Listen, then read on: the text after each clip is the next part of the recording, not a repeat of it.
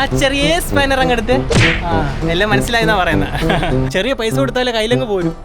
ലേലത്തിന് ഇട്ടേക്കാണെന്നാണ് പുള്ളിക്കാരൻ പറഞ്ഞത്. ഏതെങ്കിലും പല്ല് കൊഞ്ഞു പോയി കഴിഞ്ഞാൽ അതിന്റെ നഷ്ടങ്ങളെ ഞാൻ കൊടുക്കേണ്ടി വരും.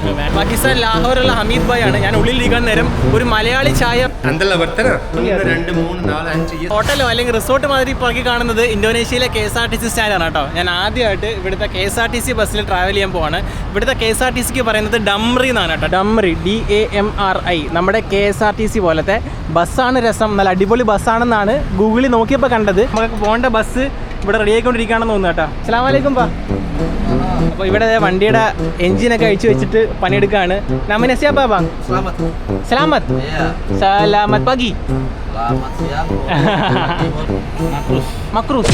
കൊച്ചുണ്ണിന്റെ മോൻ മക്രൂസ് ഉണ്ട് ഇവിടെ ഉണ്ട് കേട്ടോ. പുള്ളിക്കാരനാണ് ഇവിടെ വണ്ടി ശരിയാക്കുന്നത്. ഇപ്പൊ ശരിയാക്കി തരാന്ന് പറയുന്ന കണക്ക് നമുക്ക് പോകേണ്ട ബസ് ഇവിടെ റെഡി ആയിക്കൊണ്ടിരിക്കുകയാണെന്ന് തോന്നുന്നു കേട്ടോ. ഇന്നത്തെ എൻ്റെ യാത്ര മുടങ്ങുമെന്നൊന്നും അറിയത്തില്ല. ഇപ്പോഴും എൻ്റെ വണ്ടി പണിയുന്നേ ഉള്ളൂ കേട്ടോ. ഇവിടെ എൻജിനൊക്കെ അഴിച്ചിട്ട് എന്തോ പണിയാണ്. ഇപ്പം ശരിയാക്കി തരാമെന്ന് പറഞ്ഞാൽ നമ്മുടെ പപ്പു സാറ് അങ്ങോട്ട് പോകുന്നുണ്ട് ടൂൾസൊക്കെ എടുത്തുകൊണ്ട്. ഇത് ഞാൻ ശരിയാക്കി തരണം. ആ ചെറിയ സ്പാനർ അങ്ങ് എടുത്താൽ ഇത് ഫുള്ള് ഞാൻ ശരിയാക്കി തരാം. എല്ലാം മനസ്സിലായെന്നാ പറയുന്നത്.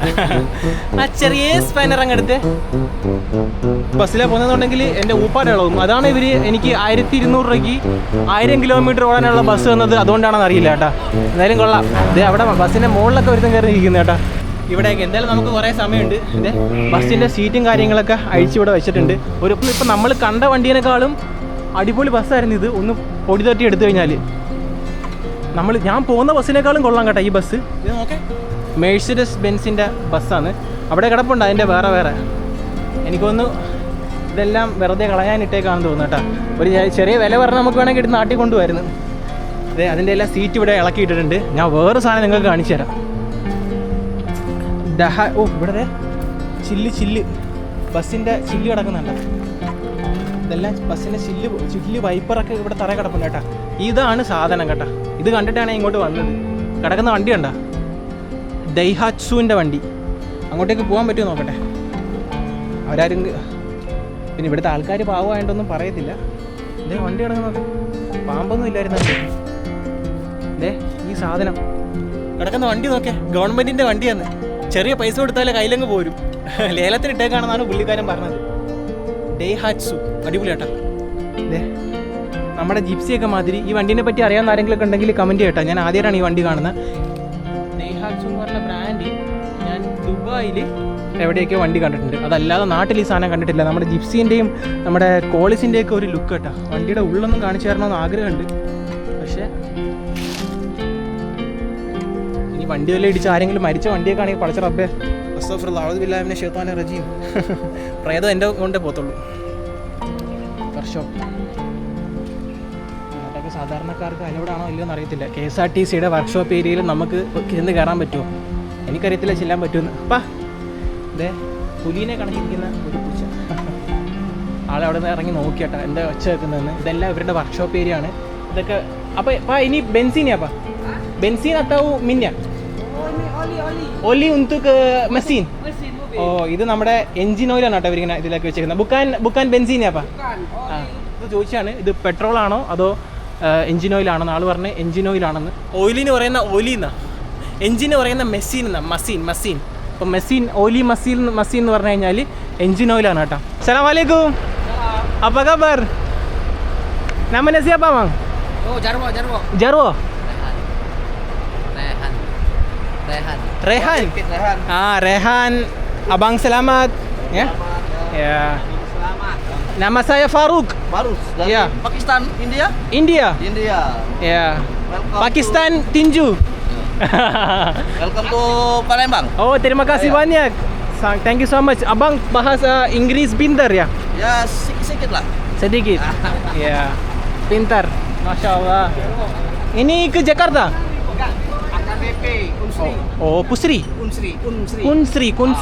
Unsri എന്ന് പറഞ്ഞ സ്ഥലത്തോട്ട് പോകുന്ന വണ്ടിയാണ് കേട്ടോ. ശ്രീവിജയ കുൻശ്രീയാ. ഓ, ഇനി ജക്കാർത്ത. ഓ, യാ. ഇതാണ് നമുക്ക് പോകേണ്ട വണ്ടി കേട്ടോ. അടിപൊളി. ഇതാണ് നമ്മൾ പോകുന്ന വണ്ടി. അപ്പോൾ ഇത് ഇവിടുത്തെ ഒരു യൂണിവേഴ്സിറ്റി കോളേജിലേക്ക് പോകുന്ന ബസ്സാണ് കേട്ടോ, കുട്ടികൾക്ക് വേണ്ടിയിട്ടുള്ളത്. അതുകൊണ്ടാണ് തൊട്ട് ഇങ്ങനെ തമിഴ്നാട്ടിലെ ബസ്സാണ് കിടക്കുന്നത്. ഇതിൻ്റെ ഡ്രൈവറിനെ എനിക്കൊന്ന് കാണണം. ഇവിടെ എല്ലാം ഇടിച്ചു പൊളിച്ച് വെച്ചിട്ടുണ്ട് കേട്ടോ. നോക്കേ, നമ്മൾ പോകുന്ന ബസ്സിൻ്റെ ഉള്ളിൽ നോക്കാം. കുഴപ്പമൊന്നുമില്ല എന്നാണ് പുള്ളിക്കാരൻ പറഞ്ഞത്. ഇവിടുന്ന് പോകുന്നതിൽ ഞാനാണ് ഈ വണ്ടിയിൽ ആദ്യമായിട്ട് കയറാൻ പോകുന്നത് കേട്ടോ. ഇതാണ് ഡ്രൈവർ സീറ്റ്. കുറച്ചും കൂടെ ഒക്കെ ഒരു പുതിയ വണ്ടിയാകുമെന്ന് ഞാൻ പ്രതീക്ഷിച്ചു. പക്ഷേ വണ്ടി കൊള്ളാം, സീറ്റൊക്കെ പുതിയതാണ്. ഇങ്ങനത്തെ ബസ്സിൻ്റെ എല്ലാം പ്രത്യേകത വലിയ ബസ്സിനെല്ലാം വാഷ്റൂം ഉണ്ട് കേട്ടോ. നമ്മുടെ നാട്ടിലും ഉണ്ടാവുമെന്ന് തോന്നുന്നു, എനിക്ക് അതിനെപ്പറ്റി അറിയില്ല. പക്ഷേ ഇത് കണക്ക് ആളില്ലാത്തൊരു ബസ്സിൽ ആദ്യമായിട്ടാണ് ഞാൻ ടൂർ ചെയ്യുന്നത്. അതെ, ബാത്റൂം യൂറോപ്യൻ ക്ലോസറ്റൊക്കെ ഉള്ളിലുണ്ട്. ഇതൊക്കെ അവർ വൃത്തിയാക്കും കേട്ടോ കുറച്ചു നേരം കഴിയുമ്പോഴത്തേക്ക്. എന്നാലും കുറച്ചധികം പഴക്കമുണ്ട്, ഒരു 10 വർഷത്തെ പഴക്കമെങ്കിലും.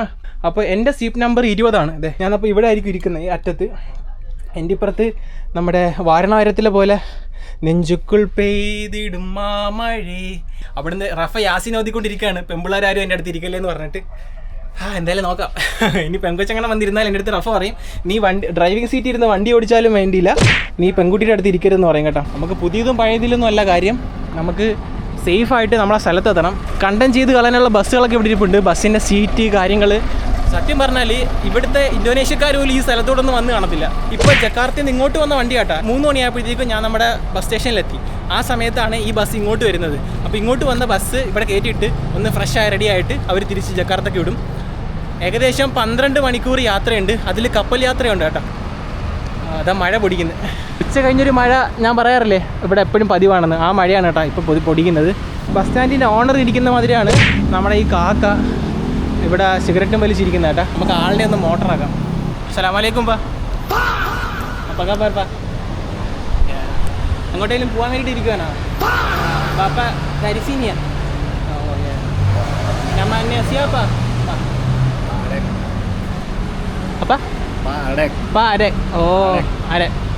അപ്പോൾ അരെ എന്നങ്ങാണ്ടാണ് പുള്ളിക്കാരൻ്റെ പേര്, മനസ്സിലാവുന്നില്ല. പിന്നെ 2 വട്ടം ചോദിച്ചു കഴിഞ്ഞാലും ഏതെങ്കിലും പല്ല് കൊഴിഞ്ഞു പോയി കഴിഞ്ഞാൽ അതിൻ്റെ നഷ്ടം കൂടെ ഞാൻ കൊടുക്കേണ്ടി വരും. വേണ്ട, അത്യാവശ്യം പ്രായമുള്ള മനുഷ്യനല്ലേ, ഇങ്ങനെ ഇനി കളിയാക്കണ്ടെന്ന് വിചാരിച്ചിട്ട് നമുക്ക് ഇതിൻ്റെ ഉള്ളിൽ തന്നെ കയറാൻ കേട്ടോ. ഇനി കുറച്ച് ഇൻഫർമേറ്റീവ് ആയിട്ടുള്ള കാര്യം പറയാം. ഇന്തോനേഷ്യയിൽ വന്നു കഴിഞ്ഞാൽ നമുക്ക് ടിക്കറ്റ് ബുക്ക് ചെയ്യാൻ ഓൺലൈൻ ബുക്ക് ചെയ്യുന്നതായിരിക്കും ഏറ്റവും നല്ലത് കേട്ടോ. ഇതിപ്പോൾ ഡംറി എന്ന് പറഞ്ഞ ഗവൺമെൻറ്റിൻ്റെ ബസ്സായതുകൊണ്ട് ഇവരുടെ തന്നെ ആപ്ലിക്കേഷൻ ഉണ്ട്, അതല്ലാതെ പുറത്തെ ആപ്ലിക്കേഷനും ഉണ്ട്.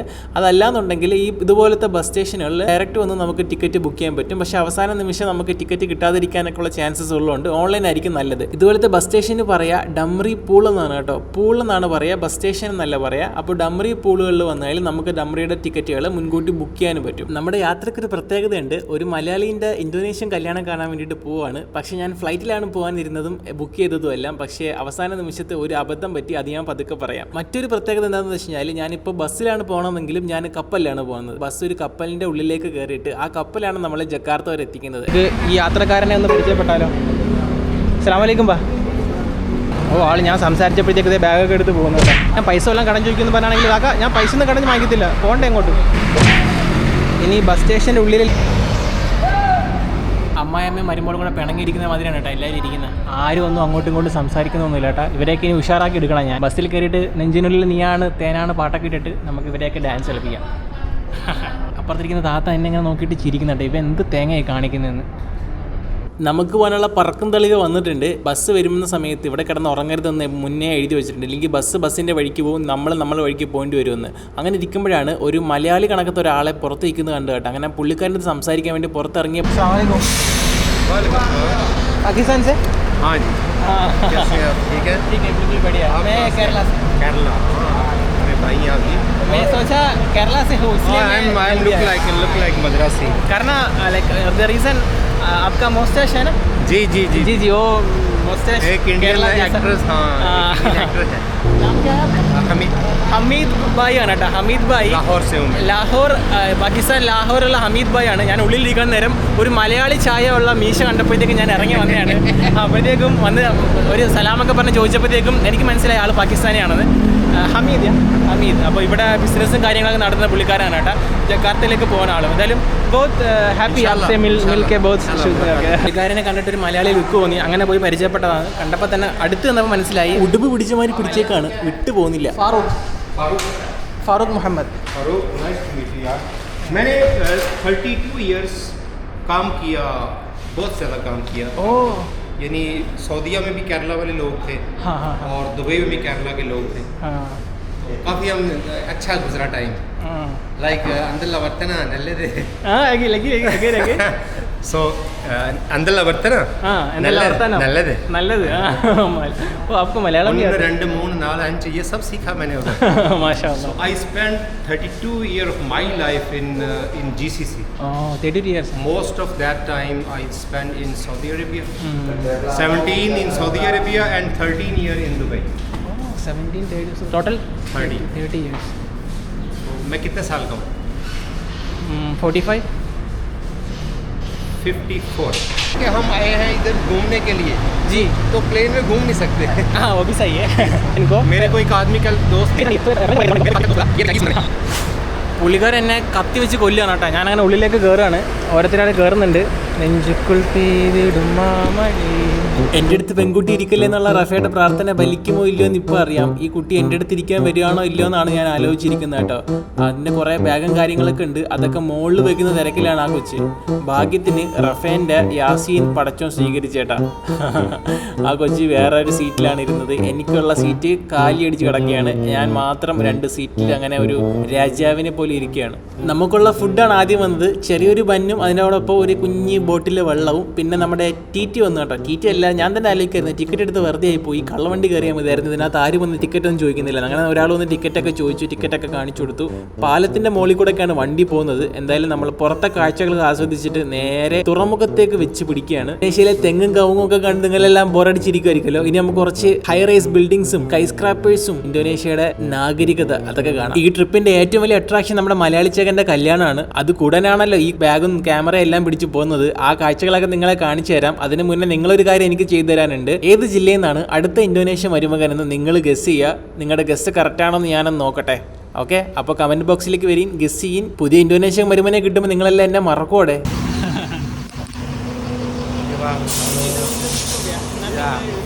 Ya. Terima kasih ya. Iya, terima kasih sama-sama.